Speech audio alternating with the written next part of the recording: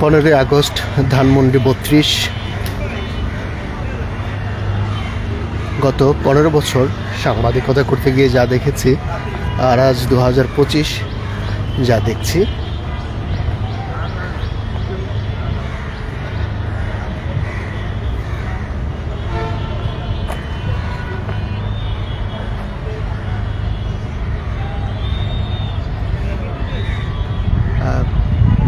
নিরাপত্তা ঠিক আগের মতোই। গত 15 বছরে যেমন রাষ্ট্রীয় আনুষ্ঠানিকতা ছিল, এইবার তো নাই, সেই প্রশ্নই আসে না। বরং তখন সাধারণ মানুষের জন্য বলা যায় খুব বেশি উন্মুক্ত ছিল না। আওয়ামী লীগ নেতাকর্মীরা আসতো, শ্রদ্ধা নিবেদন করত, এবং এই ধানমন্ডি 32কে আওয়ামীকরণ করেছিল অনেকটা, যার ফলে সাধারণ মানুষের ক্ষোভ সেটি কিন্তু আমরা দেখি।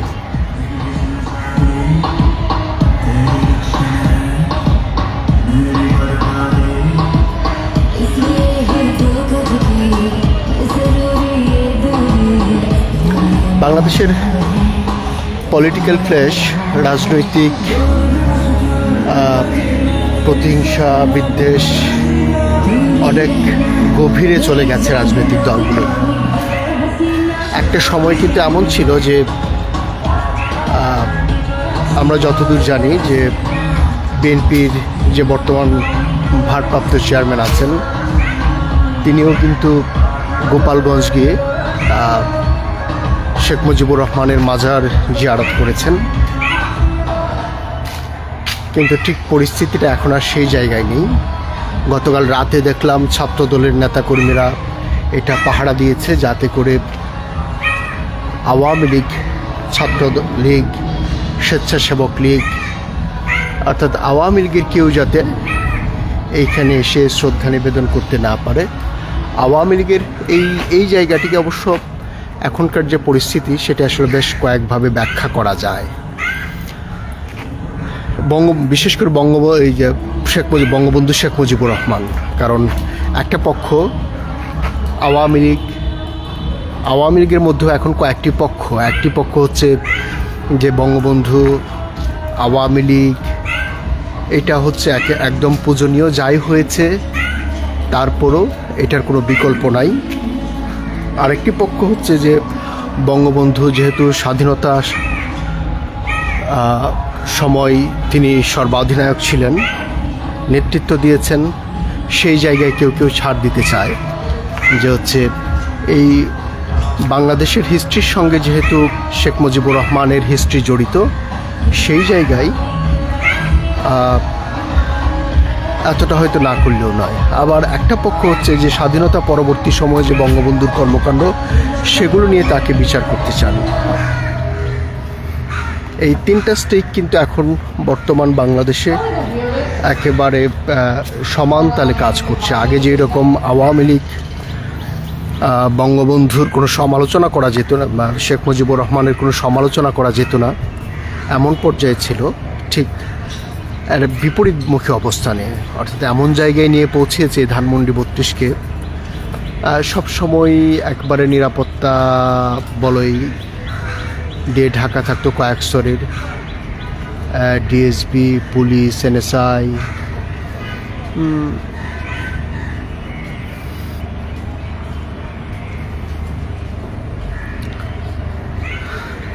রাতের বেলা আমরা দেখেছি যে এখানে মব, ঠিক ছাত্র দলের নেতাকর্মীরা, তারপর শিবিরের নেতাকর্মীরা এখানে মিছিল করেছে যাতে কেউ আসতে না পারে। ইন্টারেস্টিং একটা ব্যাপার হইল যে গতকাল রাতে ছাত্র দলের নেতাকর্মীরা ছাত্রলীগ মনে করে একজনকে পিটিয়েছে, তারপর তাকে পুলিশে সোপর্দ করার চেষ্টা করেছে। ওই লোক চিৎকার চেঁচামেচি করে তার পরিচয় দেওয়ার চেষ্টা করছে যে সে ছাত্র শিবিরের রাজনীতির সঙ্গে জড়িত। তারপর এটা যখন প্রমাণিত হলো, তারপর তাকে ছেড়ে দেওয়া হলো, কিন্তু তার আগে ছাত্রলীগ মনে করে তাকে উত্তম মাধ্যম কিন্তু দেওয়া হয়েছে। এটা হচ্ছে ধানমন্ডি 32 নম্বর। যখন আওয়ামী লীগ সরকার ছিল তখন এটার পরিস্থিতি কেমন ছিল আপনারা জানেন। এখনকার পরিস্থিতি তো আপনারা দেখতেই পাচ্ছেন, নতুন করে না বললেই নয়। এখনও সাধারণ মানুষের উপস্থিতি নাই। ইভেন আগেও সাধারণ মানুষের উপস্থিতি আগ্রহ কিন্তু সেই রকম ছিল সেটি বলা যায় না, কারণ তখন আওয়ামী লীগ নেতাকর্মীদের উপস্থিতি বেশি ছিল এবং এই ধানমন্ডি 32কে এমনভাবে উপস্থাপন করা হয়েছিল যে সাধারণ মানুষের আগ্রহ সেই জায়গা থেকে সরে গিয়েছিল। এটি এখন যারা আওয়ামী লীগ করেন, আওয়ামী লীগ পছন্দ করেন, তারাও কিন্তু এই কথাটা বলেন যে এই যে সম্ভবত গতকাল বা পরশু দিন একটা স্টোরি দেখছিলাম বিবিসিতে, যে হচ্ছে আওয়ামী লীগকে কীভাবে, আওয়ামী লীগ নয় বঙ্গবন্ধুকে কীভাবে দ্বিতীয়বার খুন করা হয়েছে এবং তা করেছে শেখ হাসিনা।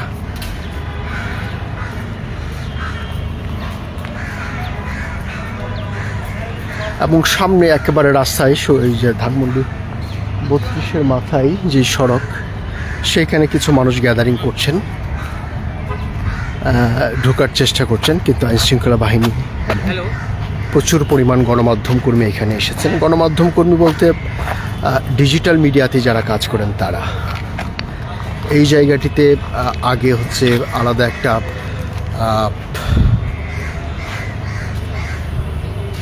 সামিয়ানা টানানো হতো এবং সাজানো হতো লাল গালিচা দিয়ে। তারপর হচ্ছে সকালের দিকে তখনকার যে আওয়ামী লীগ সরকার প্রধান নেতাকর্মীদেরকে নিয়ে আসছেন এবং নেতাকর্মীদের মধ্যে এই নিয়ে একটা ব্যাপক উৎসাহ, উদ্দীপনা, শোক তো বলা হতো কাগজে কলমে, কিন্তু আসলে তারা কতটা শোকাহত ছিল সেটি একটি প্রশ্ন, কারণ ওই সময় দিনরাত প্রায় 24 ঘন্টায় নানা ধরনের আয়োজন করা হতো তাদের ইন্টারনালি, এবং উৎসব আনন্দের মতোই একটা অনেকটা, যদিও কাগজে কলমে সেটি শোক ছিল। এইখানে একটি শেখ মুজিবুর রহমানের একটা প্রতিকৃতি ছিল এবং এখানে শ্রদ্ধা নিবেদন করা হতো। আসলে সময় কিভাবে কার কখন যায় সেটা আসলে বলা মুশকিল। এইখানে তখন একটা সময় ছিল যেভাবে ছিল প্রভাব প্রতিপত্তি, তখন আসলে কেউ ভাবে নাই এই ধরনের একটা পরিস্থিতি ক্রিয়েট হবে, এমন একটা পরিণতির মধ্য দিয়ে যেতে হবে আওয়ামী লীগকে কিংবা আওয়ামী লীগের নেতাকর্মীদেরকে, শেখ হাসিনাকে। তখন ঠিক এই জায়গাটিতে আসলে কারো ধারণা করাও কঠিন হতো যে হচ্ছে এই জায়গাটি এক সময় তারা কেউ আসতে পারবে না এবং আসার সাহসও করবে না। এটা হচ্ছে লেক পার্ক থেকে দিয়ে যদি একেবারে বারান্দা থেকে আই কন্ট্যাক্টে এখানে একটা প্রতিকৃতি নির্মাণ করা হয়েছিল শেখ মুজিবুর রহমানের।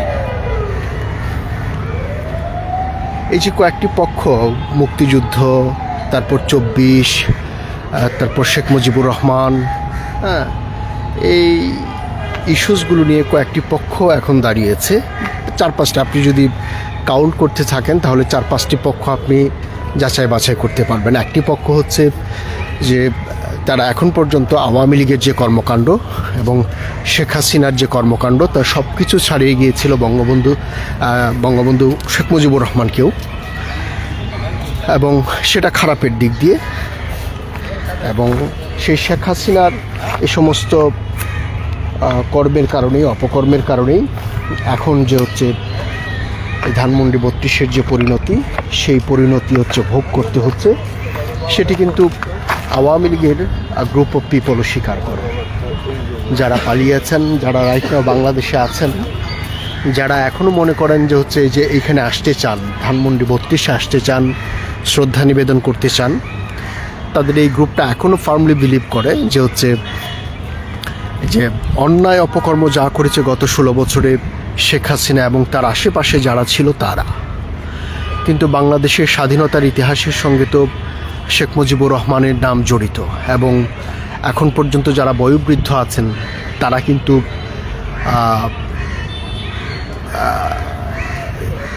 শেখ বললেই কিন্তু আসলে তাদের মধ্যে অন্যরকম একটা ফিল কাজ করে, অন্যরকম একটা অনুভূতি তৈরি হয়। এটা আসলে অস্বীকার করার কোনো সুযোগ নেই। এবং যারা একটা পক্ষ, আরেকটা পক্ষ হচ্ছে যে হ্যাঁ ঠিক আছে, তো মানলাম শেখ মুজিবুর রহমান স্বাধীনতার সময় নেতৃত্ব দিয়েছেন, ঘোষণাপত্র, সংবিধান, বাংলাদেশের একটা সার্বভৌম ভূখণ্ড পেয়েছে, কিন্তু তারপরের যে 3-4 বছর তখনকার যে শাসন ব্যবস্থা ছিল, একদলীয় শাসন ব্যবস্থা কায়েম করেছিল, বাংলাদেশের সমস্ত রাজনৈতিক দলকে নিষিদ্ধ করেছিল। একমাত্র তখন আওয়ামী লীগও নিষিদ্ধ হয়েছিল। ইনফ্যাক্ট শুধুমাত্র বাংলাদেশ কৃষক শ্রমিক লীগ ছিল, বাকশাল ছিল, এর বাইরে সমস্ত রাজনৈতিক দলের কর্মকাণ্ড নিষিদ্ধ করা হয়েছিল। এই যে সমস্ত রাজনৈতিক কর্মকাণ্ড নিষিদ্ধ করার মধ্য দিয়ে ইতিহাসের একটা নতুন বাকবদলের দিকে যাচ্ছিল, সেটি বাংলাদেশের মানুষ, বাংলাদেশের গণতান্ত্রিকামী মানুষ আসলে মেনে নিতে পারে নাই। তার সঙ্গে সেনাবাহিনী যুক্ত হয়েছিল। তারপর ৭৫-এর যে ১৫ই আগস্ট সে ঘটনা ঘটেছিল। এখন এই জায়গায় একটা পক্ষ মনে করে যে হচ্ছে এই যে ১৫ই আগস্টের এই ঘটনার মধ্য দিয়ে বাংলাদেশ আসলে মুক্তি পেয়েছিল। ৩-৪ বছরের যে দুঃশাসন ছিল শেখ মুজিবুর রহমানের, যিনি স্বাধীনতার নেতৃত্ব দিয়েছিলেন, সেই দুঃশাসনের ফলাফল হলো ১৫ই আগস্ট। আরেকটি পক্ষ মনে করে যে না, শেখ মুজিবুর রহমান এই কয়েক বছরেই যা বাংলাদেশের যে উন্নতির দিকে যাচ্ছে, অর্থনৈতিক সমৃদ্ধির কথা বলছে, তারপর আধিপত্যবাদের করাল গ্রাস, রাহুগ্রাস থেকে তিনি মুক্ত করেছেন। সেই জায়গায় তারা বলছে যে হচ্ছে এই একটা আন্তর্জাতিক এবং দেশীয় ষড়যন্ত্র, যারা হচ্ছে পাকিস্তানের সঙ্গে জড়িত বা মুক্তিযুদ্ধে যারা পরাজিত হয়েছে, সেই পক্ষ এই ১৫ই আগস্টের মতো ঘটনা ঘটিয়েছে। আসলে এই যে পক্ষ বিপক্ষের যে রাজনীতি বাংলাদেশে আপাতত এই ৫৫ বছর পর স্বাধীনতার এবং দোষারোপের যে রাজনীতি, সেই রাজনীতি কিন্তু আমার কাছে মনে হয় যে বাংলাদেশের সবচেয়ে প্রধানতম সমস্যা। এইটা এইরকম হইতে পারত যে হচ্ছে শেখ মুজিবুর রহমান স্বাধীনতা আন্দোলনের নেতৃত্ব দিয়েছেন, তারপর তার পরবর্তী প্রজন্ম তাকে কিন্তু সেভাবেই গ্রহণ করেছিল। ইভেন আমি যেটা বলছিলাম একটু আগেও যে বিএনপির যে ভারপ্রাপ্ত চেয়ারপারসন এখন রাইট নাও তারেক রহমান, তিনিও কিন্তু টুঙ্গিপাড়ায় গিয়ে শেখ মুজিবুর রহমানের মাজার জিয়ারত করেছেন এবং এইরকম ছবিও কিন্তু আছে। কিন্তু ইন্টারেস্টিং ব্যাপার হইল এই যে পরবর্তী যে ঘটনা প্রবাহ, সেই ঘটনা প্রবাহের কারণে হচ্ছে মানুষের মধ্যে কিন্তু বিদ্বেষ প্রচুর পরিমাণে। যেমন জিয়াউর রহমান বীর উত্তম ছিলেন, তিনি মুক্তিযুদ্ধ অংশগ্রহণ করেছিলেন, সশস্ত্র মুক্তিযুদ্ধ করেছিলেন সেনাবাহিনী থেকে। তারপর তিনি স্বাধীনতার ঘোষণা দিয়েছেন। এই সব কিছুই কিন্তু ঠিক আছে, কিন্তু আওয়ামী লীগ যখন রাষ্ট্র ক্ষমতায় তখন জিয়াউর রহমানকে বাইচান্স মুক্তিযোদ্ধা বলা শুরু করলো। আওয়ামী লীগের যে যারা নেতা, আইনমন্ত্রী ছিল কামরুল ইসলাম, বিশেষ এরপর আনিসুল হক, তারা এই যে শহীদ রাষ্ট্রপতি জিয়াউর রহমানকে বাইচান্স মুক্তিযোদ্ধা বলা শুরু করলো এবং জিয়াউর রহমানকে পাকিস্তানের চর বলা শুরু করলো। ঠিক এই যে কাজগুলো শুরু হলো, এইটার একটা মানে প্রতিক্রিয়া কিন্তু এই যে এখনকার যে আওয়ামী লীগের পরিস্থিতি, যারা হচ্ছে এখন শেখ মুজিবুর রহমানের নাম নিতে পারছে না, নাম নেওয়া আসলে লীগের নেতাকর্মীদের জন্য খুব দুঃসাধ্য ব্যাপার হয়ে উঠেছে।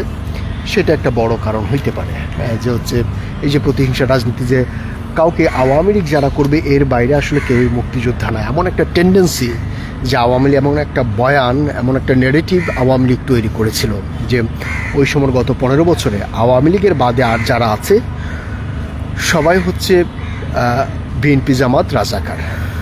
আওয়ামী লীগের বাইরে আছে যারা সবাই হচ্ছে রাজাকার, পরাজিত শক্তি, এবং তারা বাংলাদেশের স্বাধীনতায় সার্বভৌমত্বে বিশ্বাস করে না।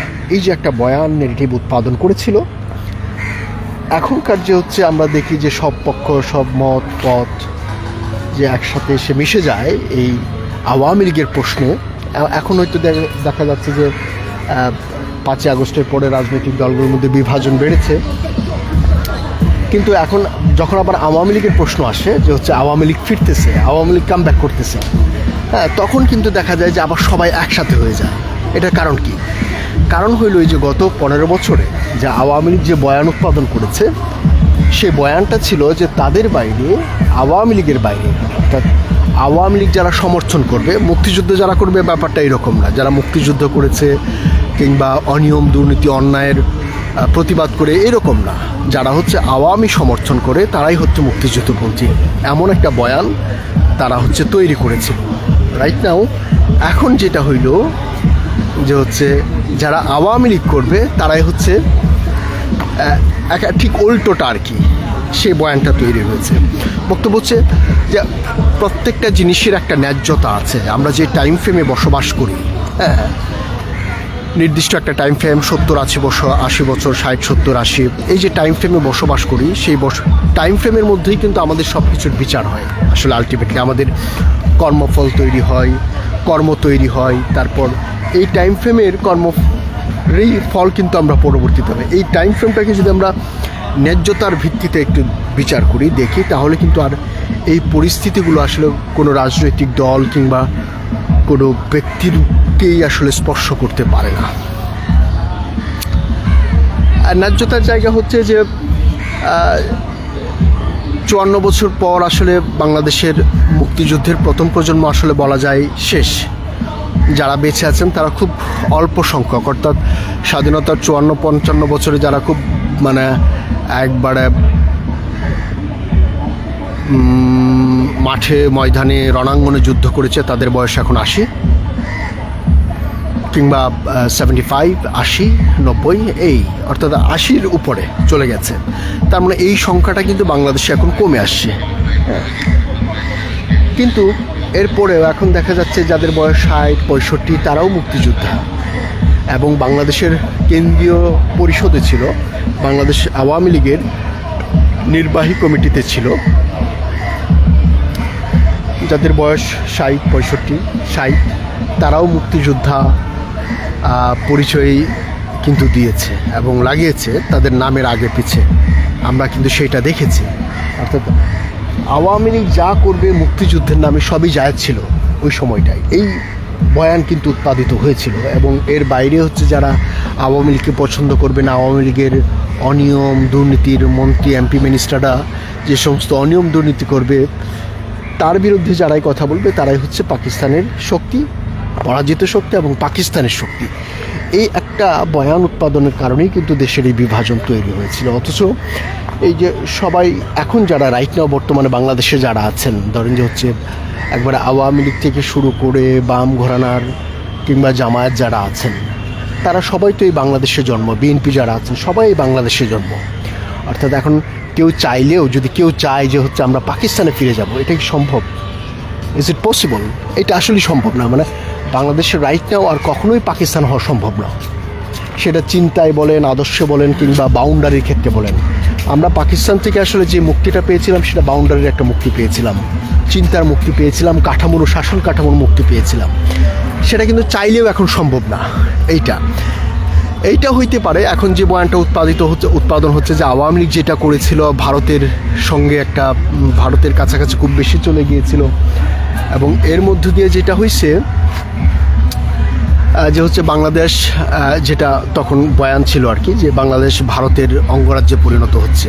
হ্যাঁ, ভারতের একটা, এইটা কিন্তু মানে ইম্পসিবল না। ধরেন ভারতের যেহেতু সীমানা আমাদের সঙ্গে, হ্যাঁ, এইটা কখনো কখনো ভারত চাইলে নানাভাবে মানে সেনা আক্রমণ করতে পারে, অনেক কিছুই করতে পারে ভারতের সঙ্গে বাংলাদেশের যে সম্পর্ক ছিল। কিন্তু পাকিস্তান কিন্তু সম্ভব না আসলে। এটা চাইলেও পাকিস্তান যদি চায়, কিংবা বাংলাদেশের ধরেন যে হচ্ছে বাংলাদেশের সব মানুষ পাকিস্তানপন্থী হয়ে গেছে, হ্যাঁ, যে হচ্ছে তারা পাকিস্তান, কিন্তু এরপরও মানে মানচিত্র কাঠামোগতভাবে কিন্তু এটা সম্ভব না যে বাংলাদেশ পাকিস্তান হয়ে যাইব। এটা সম্ভব না। যেহেতু সম্ভব না, তার মানে হচ্ছে এখন আমাদের বিতর্কের কিন্তু অবসান হইতে পারে। যে হচ্ছে আমাদের আসলে ফোকাস করা উচিত রাইট নাও যে হচ্ছে বাংলাদেশ 54 বছর পর আরও একটা যে বিপ্লব হলো অনিয়ম দুঃশাসনের বিরুদ্ধে, এই বিপ্লব কিন্তু শুধুমাত্র যে আওয়ামী লীগের বিরুদ্ধে হয়েছে ব্যাপারটা এরকম না। এই বিপ্লব হয়েছে অনিয়ম দুঃশাসন, অনাচার, অত্যাচার, বৈষম্যের বিরুদ্ধে কিন্তু এই 5 আগস্ট হয়েছে। ওই সময়টাই ছিল আওয়ামী লীগ ক্ষমতায়, সেখানে আওয়ামী লীগের পতন হয়েছে। কিন্তু ঠিক একই রকম অনিয়ম দুঃশাসন বৈষম্য যদি সামনের দিনগুলোতে হয়, আপনাদের কি মনে হয় যে হচ্ছে হবে না, বিপ্লব হবে না, অবশ্য অভ্যুত্থান হবে। এবং একটা জিনিস যদি খেয়াল করেন যে বাংলাদেশের যে রাজনীতি, হ্যাঁ, এই 54 বছরের যে ক্ষমতা হস্তান্তর কেন্দ্রিক রাজনীতি, সবটাই কিন্তু হচ্ছে আপনার এই গণ অভ্যুত্থান আন্দোলন কেন্দ্রিক। অর্থাৎ 71-এর পর থেকে 71 হইল একটা আন্দোলনের মধ্য দিয়ে, মুক্তি সংগ্রামের মধ্যে দিয়ে বাংলাদেশ স্বাধীন হইল। তারপর যখন অনিয়ম দুঃশাসন শুরু হলো, শেখ মুজিবুর সরকার এসে সমস্ত রাজনৈতিক দল নিষিদ্ধ করে দিল, বাকশাল কায়েম করলো। তারপর আরও একটা ঘটনা ঘটলো 75। তারপর যখন আসলো, তারপর জিয়াউর রহমানের আমল আসলো, যখন আবার ক্ষমতা হস্তান্তর হলো, ক্ষমতা স্থানান্তর হলো, জেনারেল এরশাদের কাছে গেল, তখন কিন্তু একটা পটভূমির মধ্য দিয়ে গেল, যেটাও রক্তপাত, ব্লাডশেডের পটভূমি। তারপর আবার দেখেন যে এরশাদ থেকে 91 পর্যন্ত, যেটাকে আমরা গণতান্ত্রিক যাত্রা বলি, হ্যাঁ, বাংলাদেশের গণতান্ত্রিক যাত্রা 54 বছর, মানে 71-এ স্বাধীন হইল, বাংলাদেশ গণতান্ত্রিক যাত্রা করলো কবে? 91-এ। ওই সময়টাই যদি দেখি, তখন কিন্তু এই যে ব্লাডশেডের মধ্য দিয়ে বাংলাদেশের ক্ষমতার পরিবর্তন হয়েছে।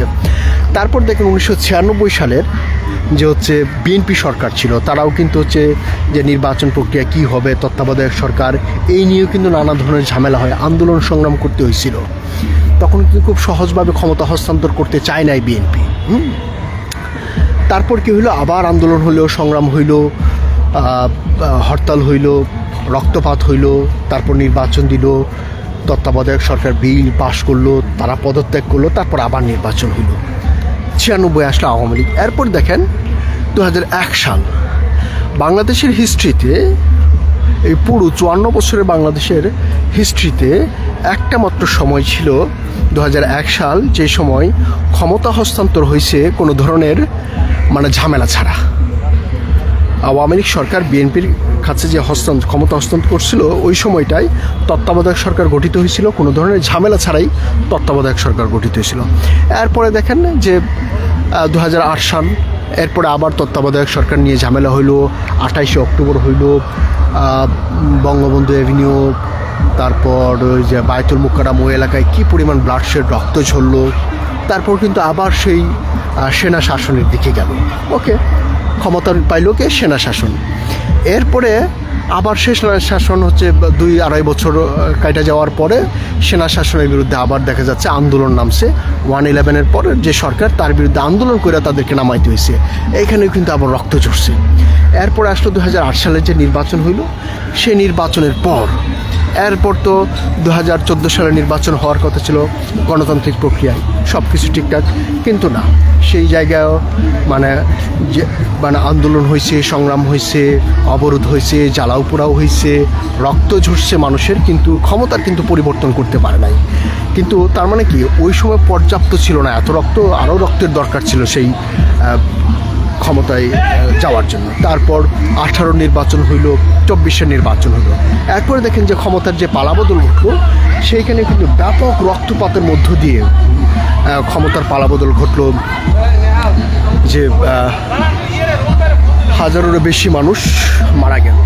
এই যে এত মানুষ মারা গেল, এরপর হচ্ছে একটা চেঞ্জ আসলো 2025 সালে, 24 সালে 5 আগস্ট।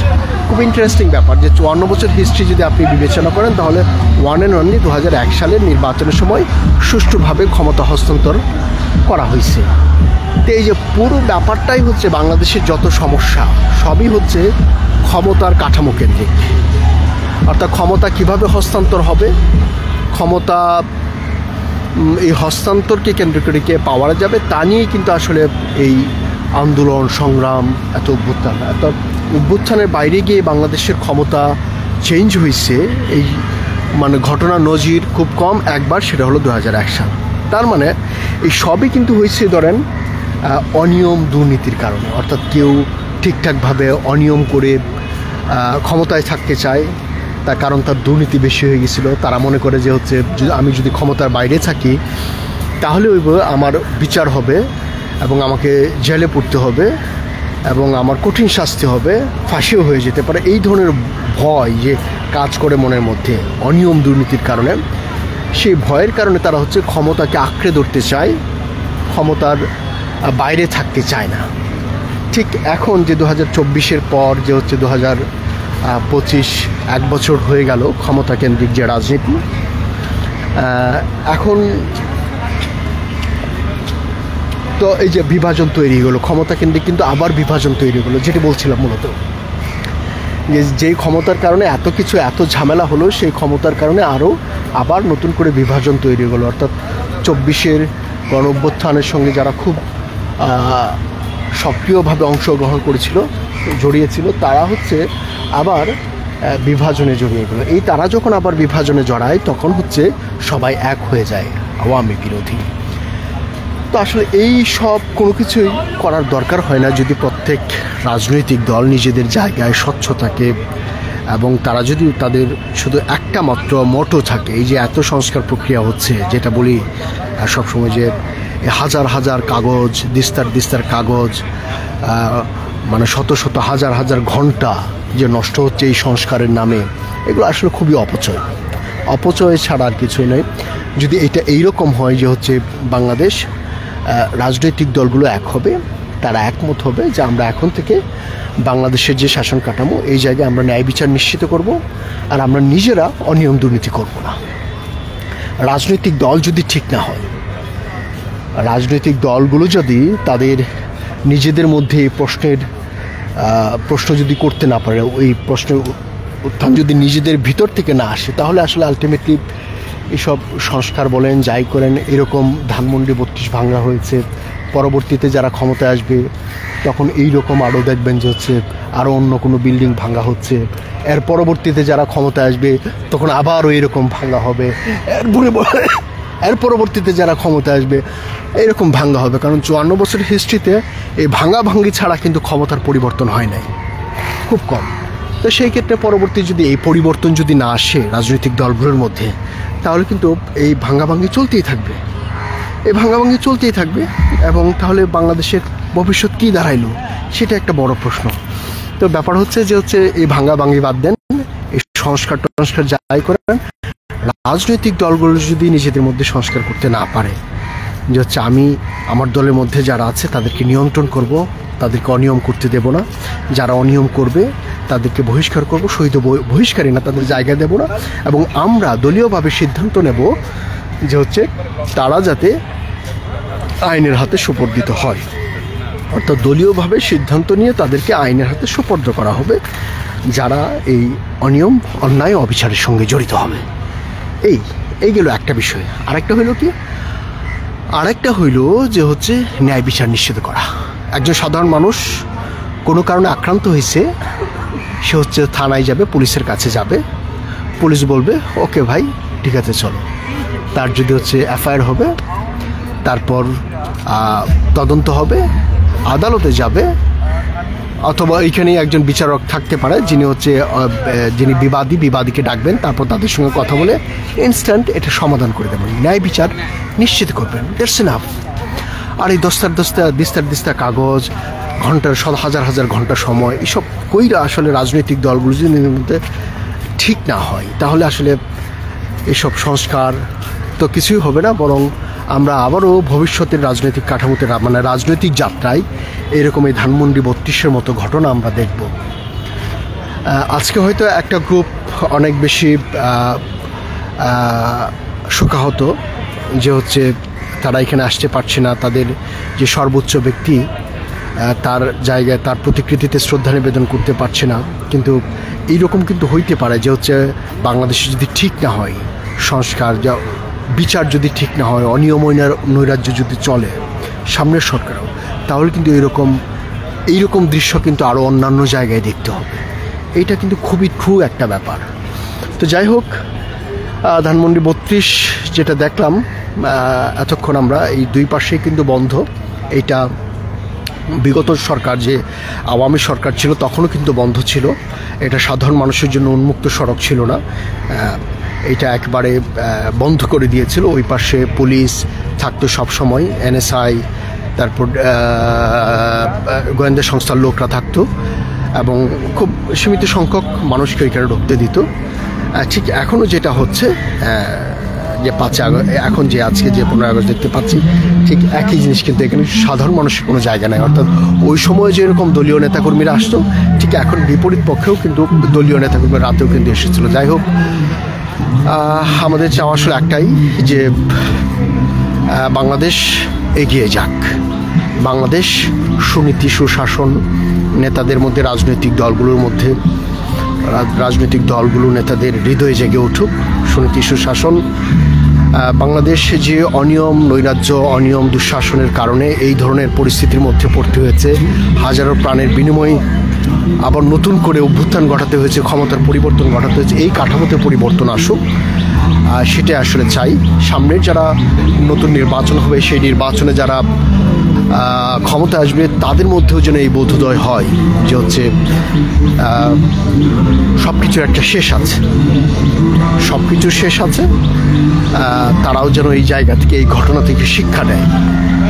এইটাই হচ্ছে মূল ব্যাপার। আসলে গত 15 বছর যেভাবে দেখেছি, ঠিক এখন কি পরিস্থিতিটা দেখলাম আসলে সেটা দেখার জন্য এখানে আসা।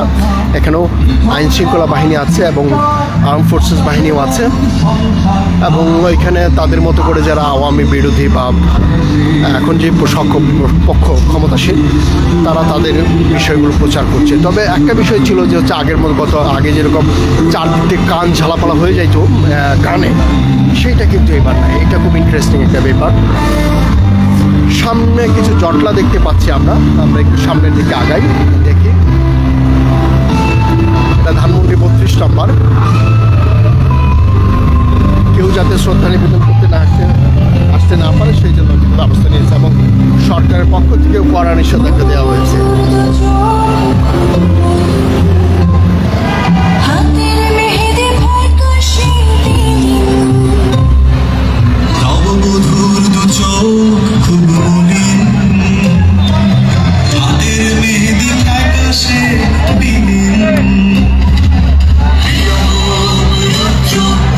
এইখানে আসলে গ্যাদারিং হচ্ছে, যাই অল্প কিছু মানুষ এখানে তো আসার চেষ্টা করছে, ঢোকার চেষ্টা করছে, বা কিছু একটা হচ্ছে। এখানে কি হচ্ছে যায়, এখানে তো গণমাধ্যম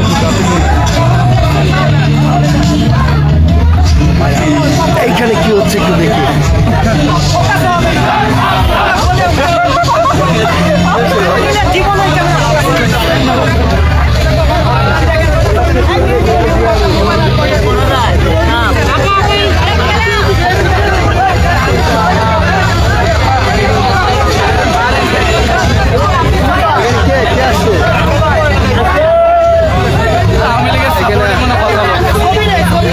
আচ্ছা, আওয়ামী লীগের পক্ষে কোনো কথা বলতেছে, অর্থাৎ আওয়ামী লীগের মতামত। আচ্ছা, এখানে হচ্ছে প্রচুর গণমাধ্যম কর্মী আছে।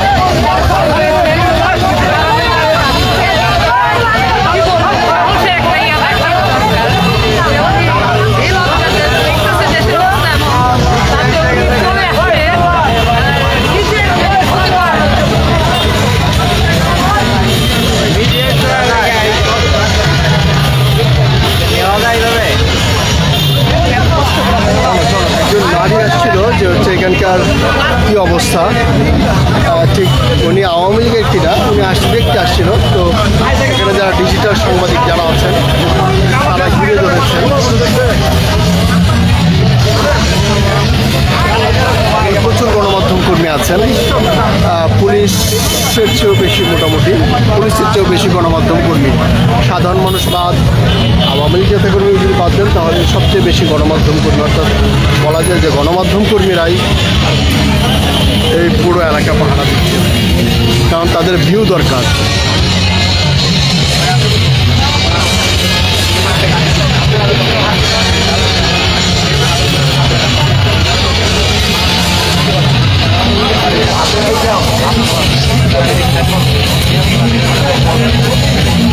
ওকে, ধন্যবাদ আপনাদেরকে সঙ্গে থাকার জন্য।